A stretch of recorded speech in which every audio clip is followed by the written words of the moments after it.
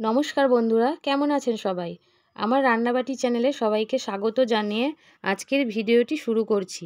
আপনারা কেউ স্কিপ না করে পুরো ভিডিওটি দেখবেন। তো দেখতেই পাচ্ছ বন্ধুরা, আজকের রেসিপিটি হচ্ছে কই মাছের ঝোল এবং পাবদা মাছের তেল ঝাল। খুব সামান্য মশলায় রেসিপিটি আমি তৈরি করতে চলেছি। তো কই মাছ ও পাবদা মাছগুলোকে ভালো করে কেটে পরিষ্কার করে ধুয়ে নিয়েছি। এবার শুধু রান্না করবার পালা।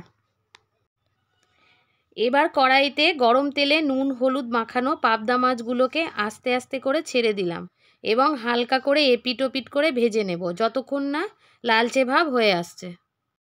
তো দেখো পাবদা মাছগুলো কিন্তু ভালো লালচে করে ভেজে নেওয়া হয়ে গিয়েছে। এখানে তেলও গরম হয়ে গিয়েছে কড়াইতে।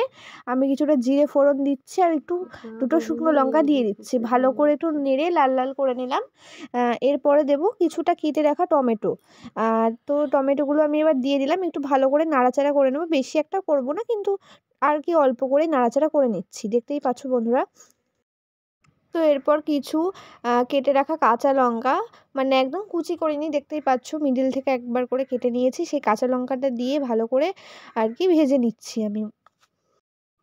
তো দেখো আমি এবার একটা মশলা রেডি করে নিয়েছিলাম। মশলাটিতে ছিল আদা জিরে ধনে আর রাঁধুনি।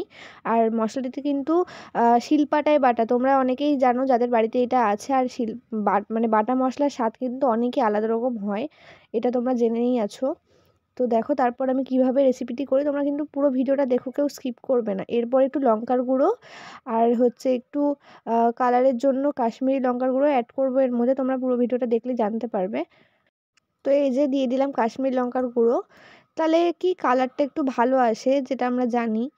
তো তারপর এটাকে ভালো করে কিন্তু মশলাটাকে কষিয়ে নেব যাতে একটু তেল ছেড়ে দেয়। তো দেখো, আর যাতে কাঁচা মশলার ইয়েটা, এই দেখো তোমাদের কিন্তু শেয়ার করলাম যে কিভাবে মশলাটি বানানো হয়েছিল, তখন তোমাদেরকে দেখালাম। আর এটা কিন্তু জিরে বাটা হচ্ছে, ঠিক আছে, এরকমভাবেই কিন্তু বাটাটা হয়। হ্যাঁ, তো এবার কিন্তু আমরা জিরেটাও দিয়ে দিলাম। তো ভালো করে এবার কষে নেব, মশলা থেকে যেন তেল ছেড়ে যায়। তো এরকমভাবে তোমরা করে দেখবে। এইরকমভাবে করলে কিন্তু মানে রান্নাটার স্বাদও অন্যরকম হয়।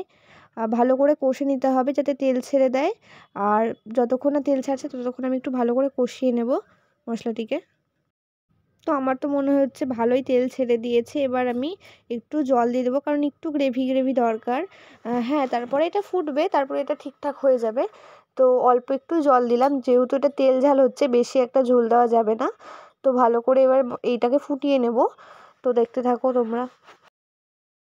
তো দেখো বন্ধুরা, গ্যাসের ফ্লেমটা কিন্তু খুব হাই নেই, খুব লো নেই, মিডিয়ামে আছে। এবার ওই মশলাটাই যেহেতু মানে ঝোলটা যেহেতু ফুটে গিয়েছিল, তো এবার আমি আস্তে আস্তে করে যে পাবদা মাছগুলো ছিল সেগুলো আমি দিয়ে দিলাম।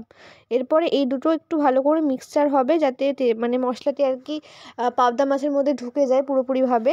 তার জন্য মিনিট 5 মতো আমি এটাকে হতে দেব। তারপরে কিন্তু আমি নামিয়ে পরিবেশন করব।